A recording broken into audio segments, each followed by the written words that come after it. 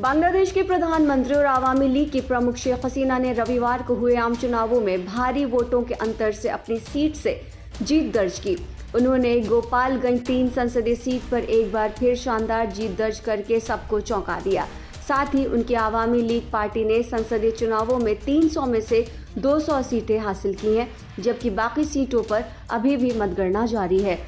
76 वर्षीय हसीना को गोपालगंज 3 सीट से 2,39,965 वोट मिले, जबकि इस सीट पर उनके निकटतम प्रतिद्वंदी बांग्लादेश सुप्रीम पार्टी के एम निजामुद्दीन लश्कर को सिर्फ 469 वोट ही मिल सके।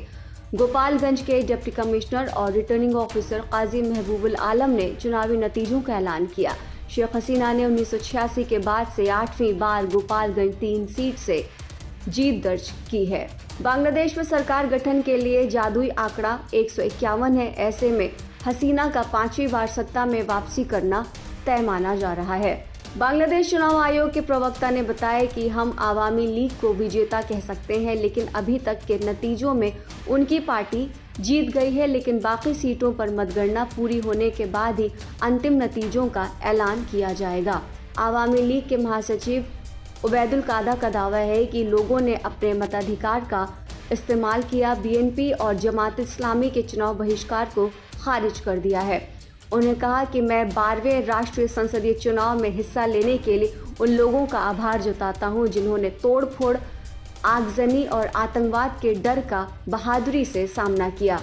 बांग्लादेश में रविवार को लगभग 40% वोटिंग हुई थी। साल 2018 के चुनाव में कुल मिलाकर 80% से अधिकतम मतदान हुए।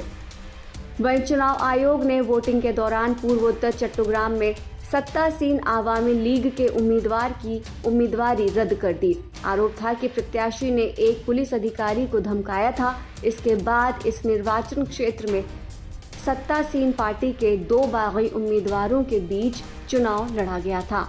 बांग्लादेश में नजरबंद पूर्व प्रधानमंत्री खालिदा जिया की मुख्य विपक्षी पार्टी बांग्लादेश नेशनलिस्ट पार्टी ने इन चुनावों का बाइकआउट कर दिया था। इस वजह से भी चुनाव में प्रतिशत कम रहा।